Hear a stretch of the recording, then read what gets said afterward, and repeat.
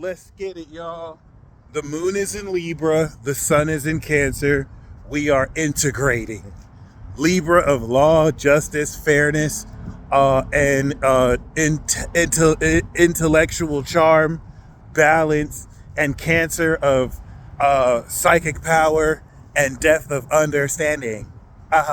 So we have finished activating what may be the beginning of an extra diabolical summer. Right now, this Cancer season integration is like boiling your water, and the water is getting hotter. But if you're in boiling water, you don't really know that it's getting hotter until it's too hot. So we're in that point where the bubbles are starting to boil. So when you boil water, it's just water. And then something magical happens. The water starts to boil as a sign that it's evaporating. Actually, I don't know if that's the exact science around it, but just to pretend it is. So the water is beginning to evaporate and it's bubbling because you can see the water heating up. And that's going to be from now until next week.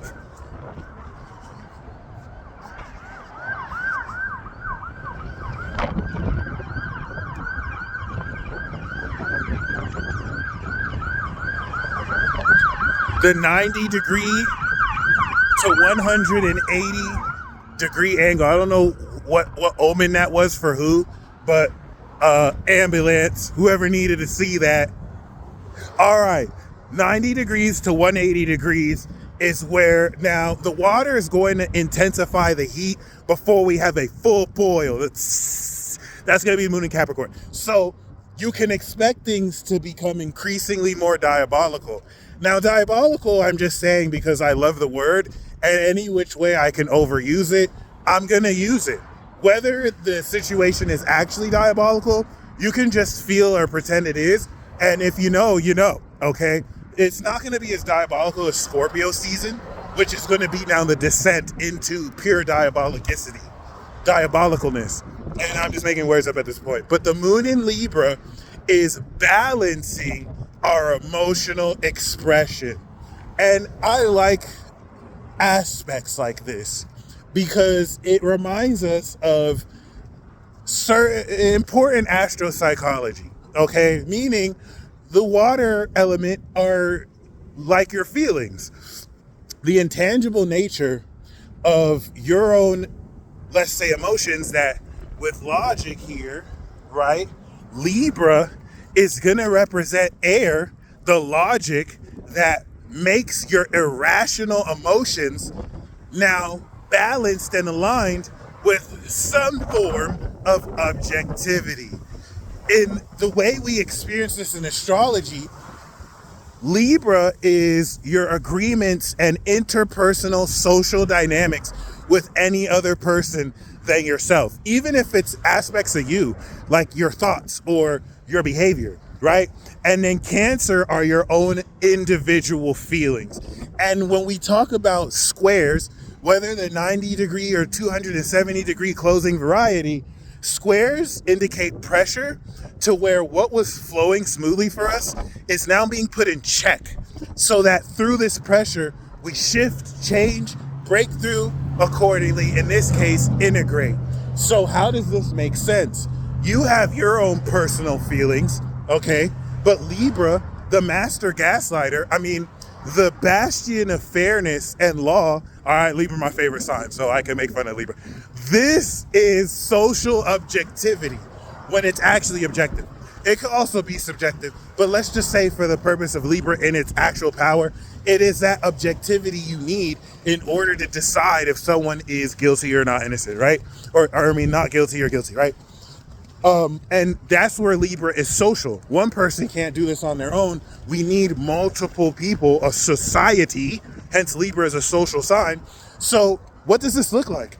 Cancer are your own individual feelings. You know, I think she talking shit. I feel like when I'm around her, she be giving me judgmental views. All right. But now the square to Libra is where we get a bit of objectivity. Now we bring our personal feelings to these social spaces. Yeah, I think Karen has been talking shit. Really? Karen has nothing but good things to say about you. Really? Are you sure? Like, I don't think Karen really does that. Really? For real? Are you sure that's just not in your head? And this was what opens you up to be thoroughly gaslighted. And now this is a very important stage in anybody's life, or any important process in sharing your feelings publicly, because Libra is the first stage where you realize I probably should keep my goddamn feelings to myself. And the 99% rate of you logically getting gaslighted, just to be fair, just to be polite, and just to be nice, is important because, one, you could be irrational. Karen probably wasn't talking shit to you. You just felt something subjective, and now you're getting an objective understanding of that. Maybe Karen isn't. Or maybe Karen is talking shit to you, and those friends are Karen's friends, and they heard her talking shit about you, but it's just easier to gaslight you. And it depends on what side of the scale you're on. But what remains objective is the presence of multiple different perspectives through Virgo, and how you're having to balance your individual feelings with keyword how you now express and integrate them with other people. Okay? Cancer is the last individual sign. Libra is the third social sign. So this is a socially powerful, integrative element. Did you see that TV on the back of his? This is a socially integrative, powerful element that's going to not only integrate objectivity with your own subjective feelings, but for you to understand in a very balanced, nuanced, and social way how the individual feelings, the psychic power you have activated and understood how it functions through Virgo, you're applying the analysis of these details. For example, for some of you who feel like Karen was talking smack on you, well, the moon was just in Virgo. You got receipts before you presented it, okay? It's like, well, I know you guys think that, but, you know, I had said this, and then she had said that, and blah, blah, blah, blah, blah, and this is how blah, blah, blah, blah, blah. And this is where in the presentation of this analysis, you can either get mercilessly gaslit.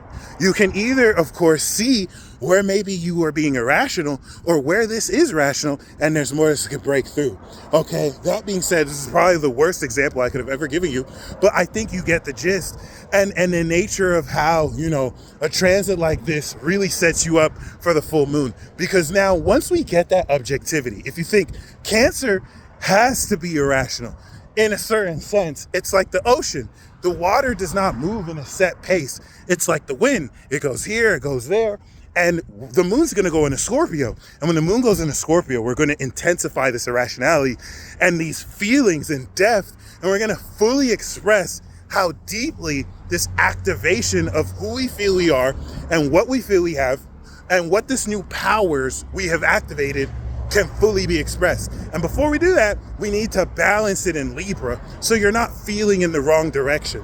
So that when the moon goes in Scorpio, you're not like, Karen, I fucking hate you, bitch. How dare you talk shit to me? That's the moon Scorpio. But if the Libra tells you, hey, Karen really wasn't talking shit to you, then it's going to be like, oh, okay.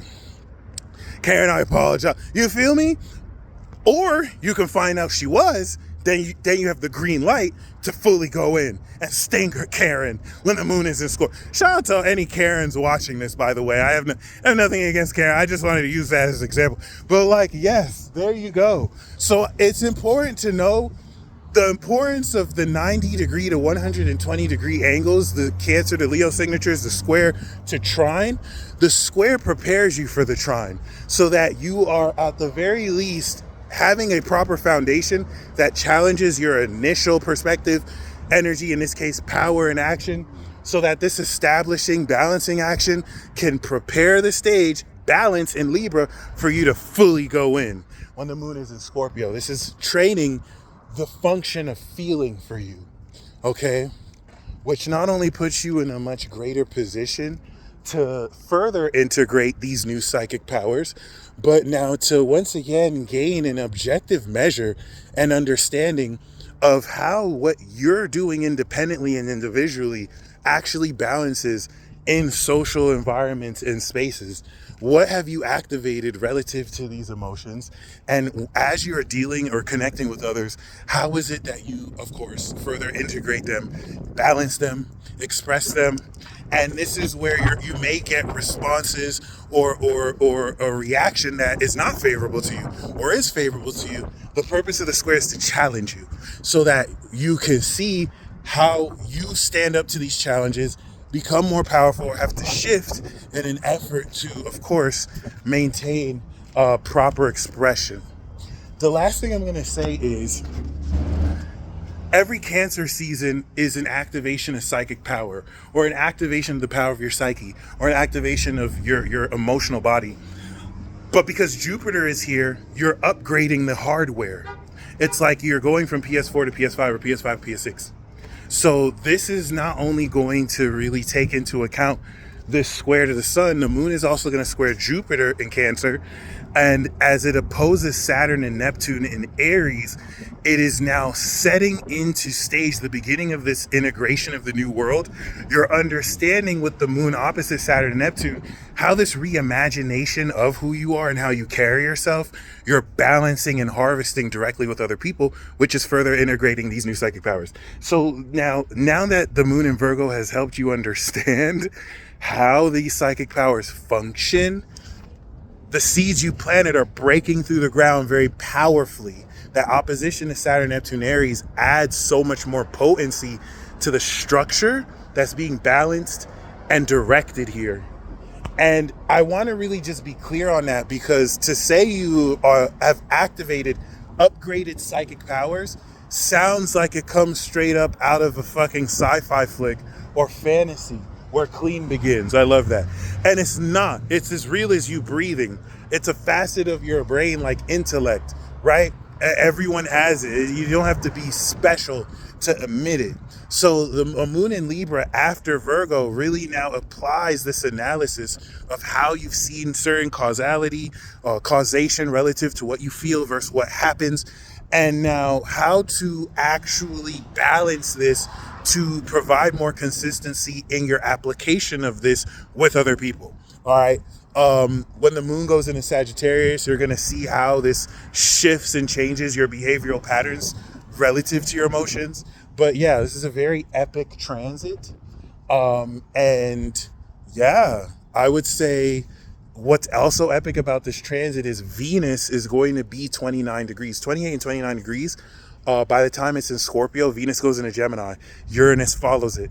So this is a great period to make very unique investments, to see certain investments start to actually, 10x, right? The unconventional, innovative quality of Uranus acting with Venus will really spur, facets of unexpected and unconventional relationship dynamics, love at first sight, unexpected windfalls of income. This is not a one-day thing. The conjunction is a yearly cycle, because Venus will hit Uranus once a year, as it does travel once a year around the zodiac, and it retrogrades once every 2 years. I think it might retrograde this year because it retrograded in Leo 2023. So yeah, something to keep in mind. It's a very interesting day. And once Venus and Uranus go into Gemini, it's go time. Especially the natural quality of certain supernatural aspects of your physiological function that, because it was in Taurus, had to develop slowly, so that once it goes into Gemini, it's super quick and you've built the circuitry. We could look at Taurus as like the circuit board.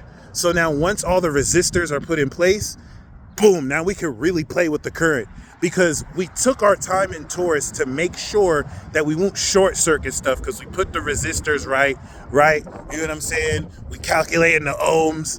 I studied Ohm's law like in 2009, I barely remember any of that shit. The only thing I remember is voltage equals IR, current and resistance, and your body is a circuit board. So it's just something to keep in mind.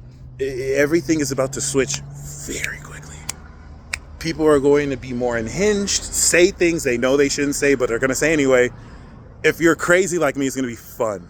If you're not, it's going to be somewhat annoying. terrorizing, but just have fun. Learn to have fun through it. You guys stay blessed as always. And until next time. Peace.